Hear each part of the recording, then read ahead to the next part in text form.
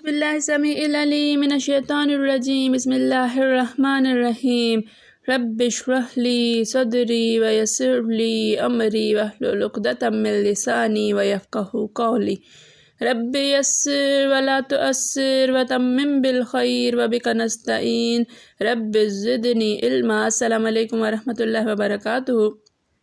الحمدللہ ہم سورہ بقرہ کا ترجمہ و تفسیر کر رہے ہیں۔ 282 آیات کا آیت نمبر 282 کا ترجمہ ہم مکمل کر چکے ہیں، تفسیر اس کی آدھی جو ہے رہتی ہے۔ دیکھیے،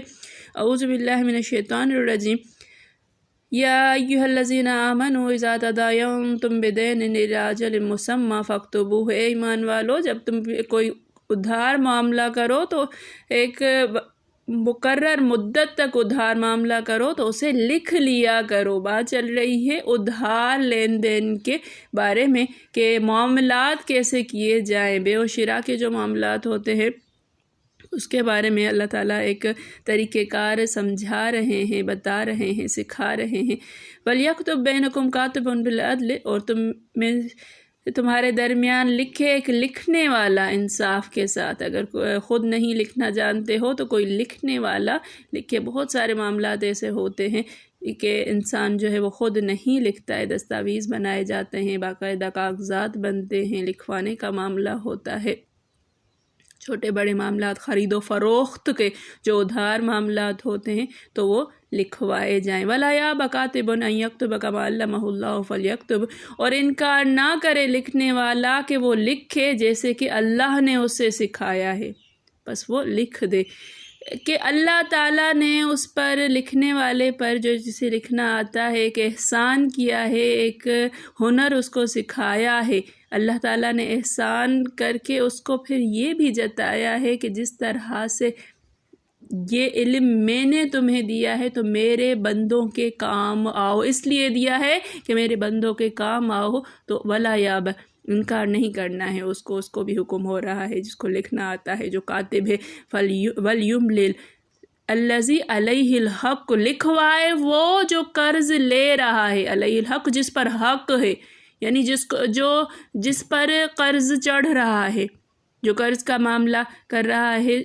وَيَتَّقِ اللَّهَ رَبَّهُ، اور ڈرو اللہ سے، وہ ڈرے اللہ سے، اپنے رب سے۔ وَلَا يَبْخَسْ مِنْهُ شَيْئًا، کوئی بھی چیز کم کر کے نہ لکھوائے۔ جب لکھوائے،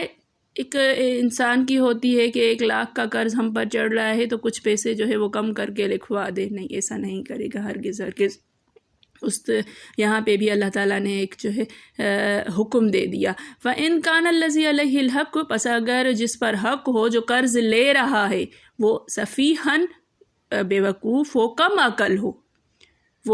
عقل ہو، او ضعیفاً، یا ضعیف ہو، یعنی چھوٹا بچہ ہو یا بوڑھا ہو، بہت چھوٹا بچہ بھی لکھوانے کی طاقت نہیں رکھتا ہے،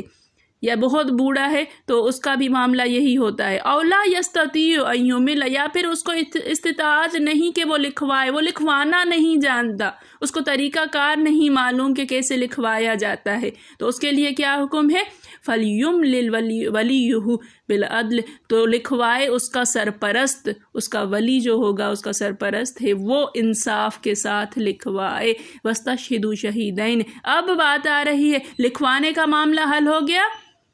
اب اس پر وَاسْتَشْهِدُوا شَهِیدَینِ، اس پر تم 2 گواہ بنا لو، مِن رِجَالِکُم، اپنے مردوں میں سے 2 مرد گواہ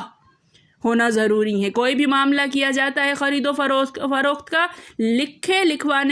لکھوانے کے ساتھ 2 گواہ بھی۔ فَإِن لَمْ يَكُونَا رَجُلَيْنِ، اگر 2 مرد نہیں ملتے ہیں، اس وقت معاملہ ہو رہا ہے اور 2 مرد عادل آپ کے پاس نہیں ہیں، فَرَجُلٌ، تو 1 مرد، وَامْرَأَتَانِ، اور 2 عورتیں۔ یہ والی آیت ہے جہاں پر 2 عورتوں کی گواہی کو ایک مرد کی گواہی کے برابر قرار دیا گیا ہے۔ اس کی حکمت بھی بیان کر دی گئی ہے۔ ممن ترضون من شہداء، اب گواہ بھی وہ جن سے تم راضی ہو، جو تمہاری مرضی کے ہیں، جو تم پسند کرو۔ ایسے نہیں کوئی بھی اٹھا کے 2 مرد جو ہے وہ، یا 2 عورتیں اور 1 مرد کھڑے کر دیں گے، جی تم شہادت دے تو تم گواہی بن جاؤ، نہیں، چھان بین کے اپنی مرضی کے کہ جب گواہی کا ٹائم آتا ہے، ہو سکتا ہے گواہ اس لیے بنائے جاتے ہیں کہ معاملہ آگے بڑھے گا، اگر کوئی خرابی آتی ہے تو یہ گواہ کام آئیں گے، تو اپنی مرضی کے گواہ ہوں گے تو وہ آ کر پھر گواہی بھی دے سکیں گے، میسر بھی تو ہوں۔ ان تزل احداہما فتذکر، اب دو عورتیں کیوں ہوں، ان کی حکمت بھی بتائی جا رہی ہے کہ دو عورتیں کیوں کہی گئی، ایک مرد اور ایک عورت کافی تھی، لیکن دو عورتیں اس لیے کہ اگر ایک ان میں سے بھول جاتی ہے، انتظل گمراہ ہو جاتی ہے، بھول جاتی ہے، احداہما ان میں سے ایک، فتذکر احداہما الاخری، تو دوسری اس کو یاد دلا دے گی۔ عورتوں کا معاملہ جو ہے وہ بہت کمزور ہوا کرتا ہے، ہو سکتا ہے وہ بھول جائے، ہو سکتا ہے زیادہ ٹائم لگ گیا ہو گواہی دینے میں، 1-2 سال گزر گئے ہوں، پھر گواہی کی ضرورت آ گئی، ہو سکتا ہے کہ وہ کسی لالچ میں آ گئی ہو سکتا ہے کہ وہ جذبات میں آ کر جو ہے وہ نہ دے رہی ہو گواہی، کچھ بھی، تو عورتوں کا معاملہ جو ہے وہ تھوڑا سا کمزور ہوا کرتا ہے، اس لیے دو کہ اگر ایک بھول جائے گی تو دوسری اس کو یاد دلائے گی۔ وَلَا يَأْبَ الشُّهَدَاءُ إِذَا مَا دُعُوا، لیکن اب گواہ جب بلائے جائیں کہ آپ گواہی دینا، اس پر گواہ بن جاؤ، تب تو ان کو اختیار ہوتا ہے، مجھے اگر کوئی کہتا ہے اس پر گواہ بن جاؤ تو مجھے اختیار ہے کہ میں گواہ بنوں یا نہ بنوں، لیکن جب میں گواہ بن گئی، اب شہادت کا موقع آ رہا ہے، گواہی دینے کا موقع آ رہا ہے، تو وَلَا يَأْبَ الشُّهَدَاءُ، اب گواہ انکار نہیں کر سکتے، جب بھی انہیں بلایا جائے گا وہ انکار نہیں کر سکتے، وہ گواہ بن چکے ہیں۔ وَلَا يَأْبَ الشُّهَدَاءُ إِذَا مَا دُعُوا وَلَا تَسْأَمُوا أَن تَكْتُبُوهُ صَغِيرًا أَوْ كَبِيرًا إِلَىٰ أَجَلِهِ، سستی نہیں کرو، چھوٹا معاملہ ہو چاہے بڑا معاملہ ہو، ایک مدت تک، ایک اجل تک معاملہ لکھا جا رہا ہے، اس کو لکھنے میں سستی نہیں کرو، چھوٹے سے چھوٹا معاملہ، دکانداری چل رہی ہے، قرض کا معاملہ ہوتا ہے، کھاتے کھلے ہوئے ہوتے ہیں لوگوں کے، روز روز جو ہے وہاں پر آیا جاتا ہے، لوگ لیتے ہیں، وہ اگر کاپی میں نہیں لکھ رہا ہے، وہ بندہ اپنے پاس جو ہے وہ نوٹ نہیں کر رہا ہے، تو ضروری ہے 1 مہینہ گزرنے کے بعد جب کھلے گا تو وہ چیز بھول جائے گا، ابھی چاول چاہیے، ابھی چینی چاہیے، ابھی یہ چیز چاہیے، ابھی وہ چیز چاہیے، چھوٹا سا معاملہ۔ بڑا معاملہ، کوئی پلاٹ خریدا، کوئی زمین خریدی، کوئی گھر خریدا، اس سے بڑے معاملات